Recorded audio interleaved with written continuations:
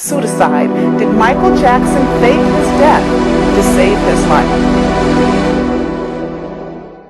Elbow Grease Productions, in association with MichaelJacksonInsider.com, presents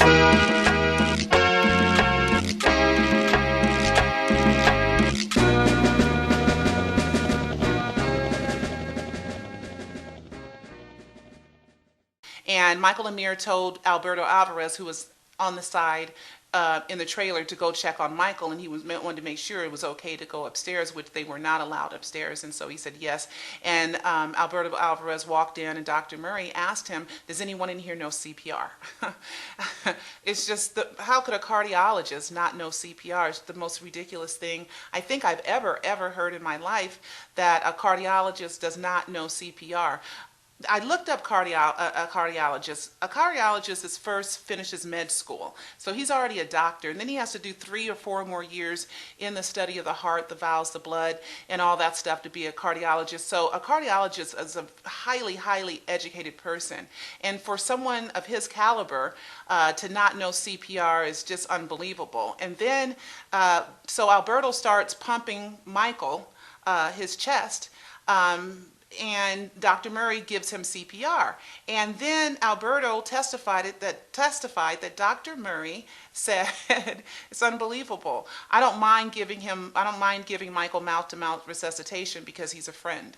I mean, who's thinking he's kissing a guy or homosexual, any kind of sexuality whatsoever, or that Michael's diseased or something where he was afraid to put his mouth on there? And I thought that they had kits or something that doctors should carry with them to help with mouth-to-mouth resuscitation. So I found that extremely odd for a doctor to make a disclaimer about giving another man mouth-to-mouth resuscitation. So that was extremely odd. So anyway, so they had moved Michael from the bed to the floor. So he was supposed to be on the floor, but after Alberto Alvarez called 911, the paramedics got there in about 4 or 5 minutes, and they went upstairs, and they said they saw Michael on the bed again. But Michael was supposed to be on the floor, but they said they saw him on the bed, and then they moved him to the floor near the end of the bed. So, you know, that's kind of conflicting. And they said that they saw no signs of life of Michael. They got no reading, no meter, no heartbeat, no nothing, no signs of life. But Dr. Murray kept insisting for them to keep working because he said that Michael just went down.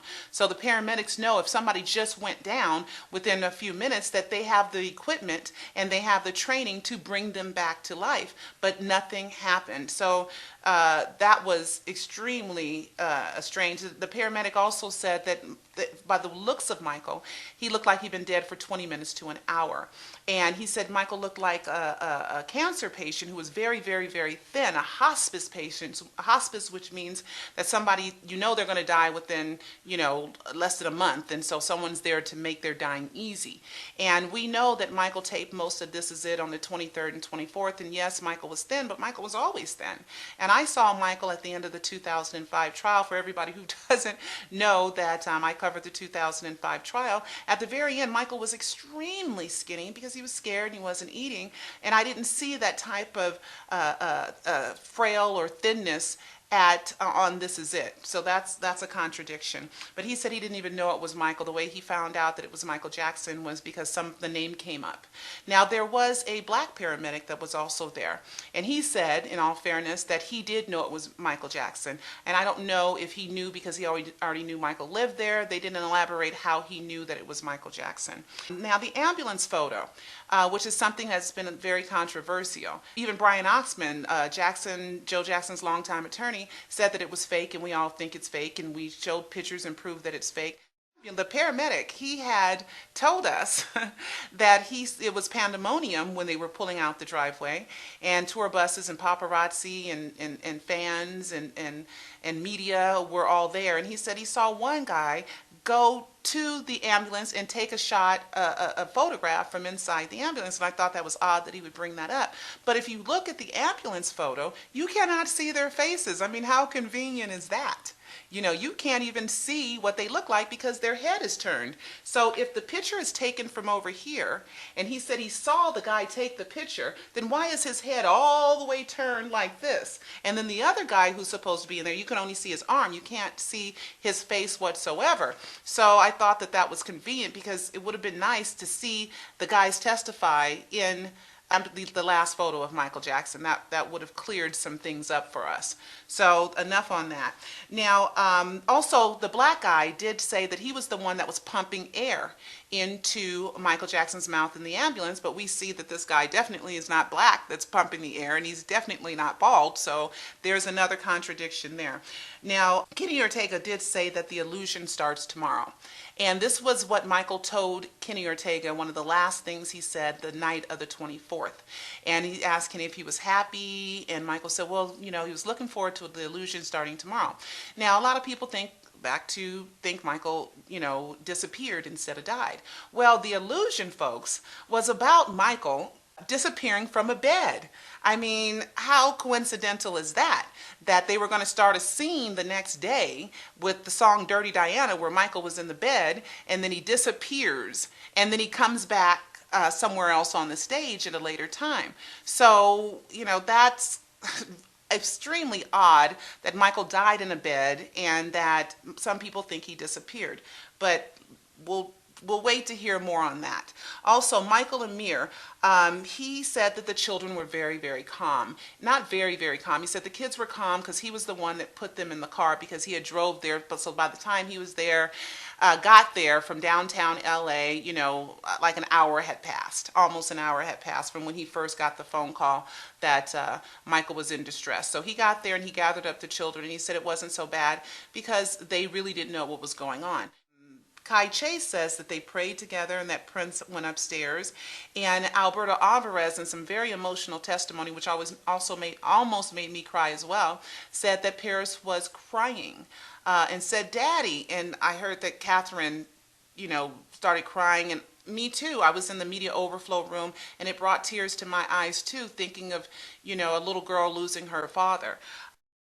Now, Alberto Alvarez also worked for the Jacksons in early 2010 for about 2 months as the children's security. And he was let go, and they weren't allowed to talk about why he was let go, but they did say that Alvarez did say, I guess on a police report, that he was going to tell his story and he would sell it, not now, but maybe later. So maybe that has something to do with Alvarez not working with the Jacksons anymore. I don't know. I'm speculating. Also, another thing, Alvarez said when he first walked in the room, Alberto Alvarez said when he first walked in the room, he saw Michael's penis, and it was out, and it had a catheter on it. And a catheter is used for either someone who has prostate problems, urinary tract problems, or someone who is under a heavy sedation so they don't wet the bed. And then there was a jug of urine that was also found. And I don't know why you need a whole jug of urine, or a lot of urine. If you're going to get it tested, if you're going to send it to the lab, I'm sure there's urine bags and smaller urine containers to put the urine in, unless Dr. Murray was measuring how much Michael was urinating because of the dehydration that a lot of performers, including Michael, suffer when they are performing. Also, there was a bloody gauze found, and we don't know the results of any of that. If I was a doctor and I had a patient that really was suffering from severe insomnia, and I'm not being smart or making a joke, I would prescribe lovemaking to my patient, because what do guys do when they're finished? They go right to sleep. They go right to sleep.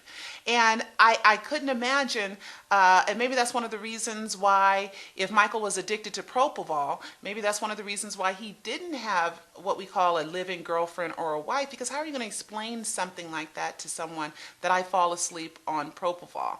Lovemaking is very natural and it's very exhausting, so somebody should have wore him out and then he would have fallen asleep.